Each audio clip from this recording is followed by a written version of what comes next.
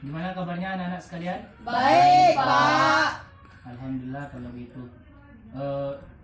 Kita tahu kondisi kita sekarang di tengah COVID-19, jadi Bapak harap untuk anak-anak sekalian harap jaga jarak dan juga jaga kesehatan ya. Ya, Pak. Terutama ini untuk Anggi. Anggi ini sering sakit-sakitan ya, Anggi? Ya, Pak.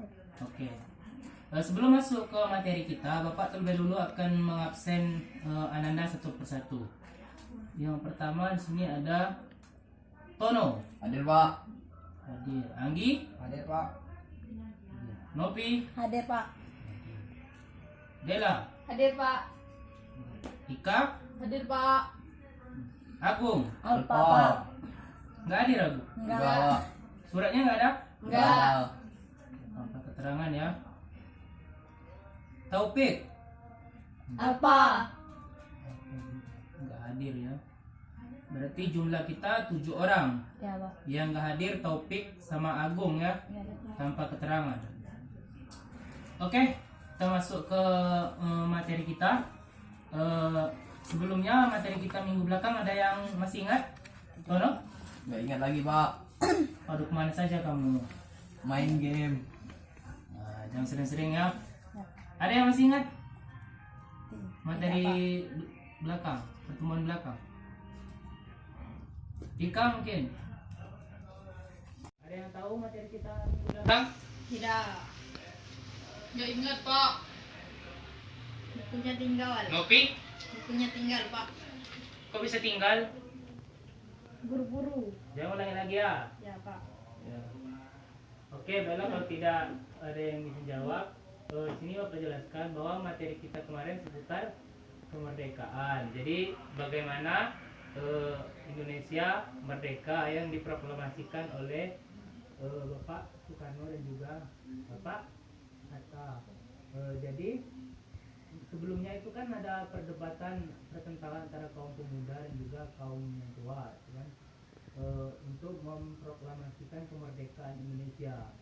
Jadi sempat bersih tegang antara pemuda dan juga golongan pemuda dan golongan tua yang dibawa oleh golongan muda, golongan tua Soekarno diasingkan guna untuk supaya mempercepat kemerdekaan Indonesia. Jadi jangan lupa nanti dibaca lagi ya bukunya. Mungkin Bapak hanya sekedar mengingatkan sedikit saja tentang materi kita kan. Ada yang tahu nggak kemarin diproklamasikan di mana? Teks proklamasi dibacakan di mana? Mohon maaf.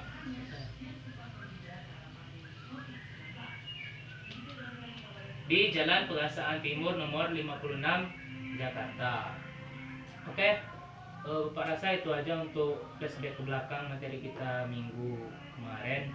Jadi kita masuk materi kita yang sekarang, yaitu materi seputar Indonesia setelah merdeka. Bagaimana kondisi Indonesia setelah merdeka. Jadi Indonesia begitu merdeka, banyak sekali tantangan yang dihadapi sebagai negara baru.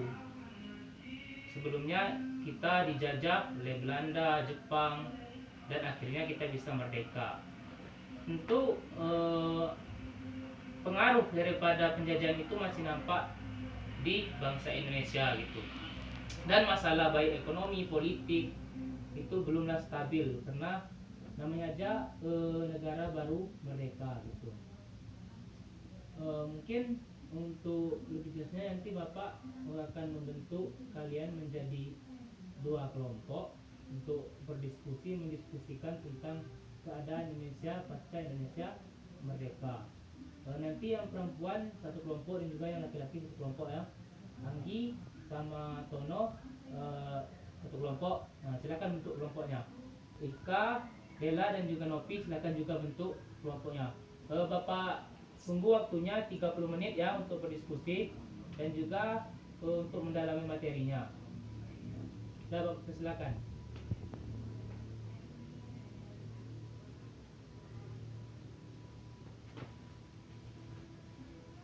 Jadi nanti yang pertama itu kalian buat untuk kelompok keadaan Indonesia pasca merdeka. Apa saja masalah yang akan dihadapi dan lain sebagainya ya nanti ya. Sepengetahuan daripada Tono dan juga Anggi. Begitu juga sama yang Nopi, Dela, Samika ya. Silakan nanti diskusikan, buat kesimpulan kecil atau daripada diskusi kalian ya. Waktunya 30 menit Bapak tunggu ya. Baiklah, karena waktunya sudah 30 menit, kita selesaikan dulu diskusinya. Bapak ingin meminta masing-masing kelompok untuk menyimpulkan hasil diskusinya tadi. Yang pertama Bapak minta kepada kelompok 2 untuk menyampaikan terlebih dahulu hasil diskusi kelompoknya tadi. Siapa yang akan mewakili kelompoknya? Silakan kepada Nopi untuk menyampaikan kesimpulannya. Kondisi Indonesia pasca kemerdekaan.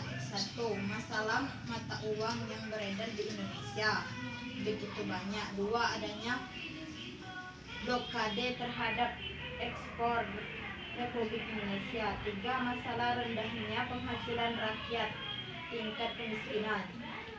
Nah, itulah tadi selesai Nopi. Selesai. Nah, itu kesimpulan daripada kelompok 2. Selanjutnya kelompok 1 bagaimana? Ada kesimpulannya, ada yang berbeda nggak? Yang dari kelompok 2 tadi. Coba sampaikan.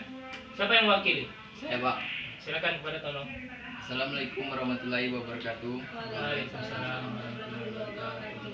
Saya ingin menyampaikan hasil diskusi dari kelompok 1, yaitu saya sendiri dengan Anggi. 1. Keadaan Indonesia pasca kemerdekaan jauh dari kata baik karena tidak stabilan yang terjadi. Kemiskinan begitu banyak sebagai negara baru. Masalah banyak uang yang beredar di Indonesia seperti uang Belanda dan Jepang sehingga melemahkan nilai rupiah. Selesai, Tono? Saya Nah, itu tadi kesimpulan dari kelompok 1. Nah, jadi dapat kita simpulkan bahwa di situ masalahnya adalah banyaknya yang pertama uang yang beredar. Terus yang kedua itu masalah kemiskinan. Sebenarnya nggak jauh beda jawaban Tono sama jawaban Tono dari kelompok 1 dan juga jawaban mewakili kelompok 2. Tujuannya itu sama, cuma mungkin penyampaiannya berbeda. Baiklah, untuk itu Bapak akan memberikan pertanyaan. Tadi kan sudah disebutkan keadaan kan?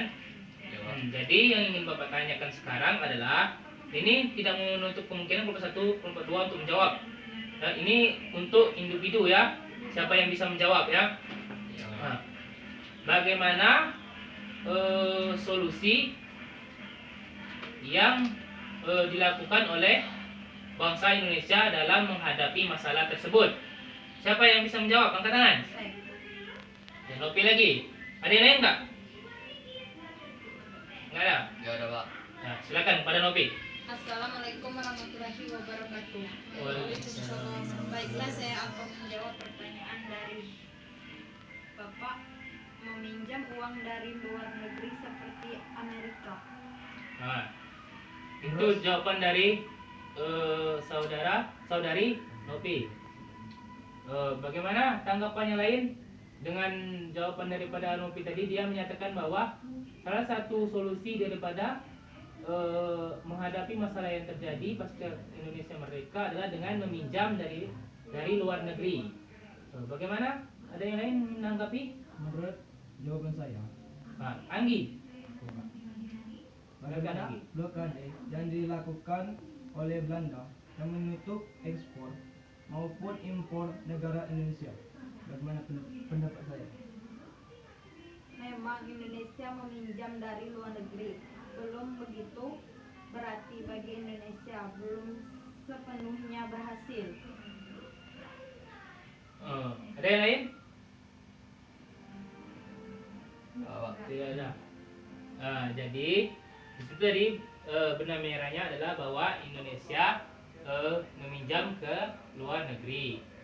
Namun setelah itu Belanda melakukan blokade terhadap ekspor maupun impor Indonesia. Karena saat itu sekutu kan berhasil menang.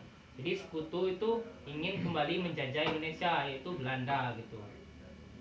Maka Belanda melakukan blokade supaya Indonesia ini tidak berkembang gitu. dia ingin kembali menjajah Indonesia. Salah satunya dengan blokade. Nah, Indonesia sempat meminjam uang ke luar negeri seperti ke Amerika, ya kan. Nah, jadi namun hasilnya belum maksimal. Jadi bukan hanya itu. Sini Bapak tambahkan lagi bahwasanya untuk menghadapi masalah yang terjadi, Indonesia yang pertama itu meningkatkan produksi pangan, sandang dan papan yang mendasar dulu supaya bisa mengurangi tingkat kemiskinan yang terjadi. Itu solusi untuk kemiskinan. Jadi mungkin itu kesimpulan kita untuk hari ini. Tepuk tangan dulu. Nah, diskusinya tadi sudah cukup bagus. Cuman di sini ada yang masih belum bersuara. Ini ada Ika dan juga Dila. Lain kali bisa lebih baik lagi ya. Maksud Bapak bisa lebih aktif lagi. Ya. Oke. Mungkin itu untuk tugas kalian. Tolong baca materi hari ini, baca lagi dan membuat resum untuk pertemuan minggu depan ya. Ringkasan kecil aja itu supaya memudahkan kalian ketika menjelaskan untuk materi minggu depan. Baiklah, mungkin itu saja untuk pertemuan kali ini. Bapak rasa sudah cukup. Sebelum kita tutup, kita berdoa terlebih dahulu. Coba Tono pimpin doa. Nah teman-teman, sebelum kita pulang, sebaiknya kita berdoa dulu. Doa mulai.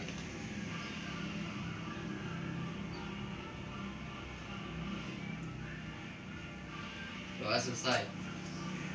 Oke, Bapak tutup dan Bapak akhiri dengan billahi taufik wal hidayah. Assalamualaikum warahmatullahi wabarakatuh. Waalaikumsalam Tolong sekali lagi Bapak ingatkan, jaga jarak, jaga kesehatan ya. Ya, Sampai bertemu di pertemuan selanjutnya.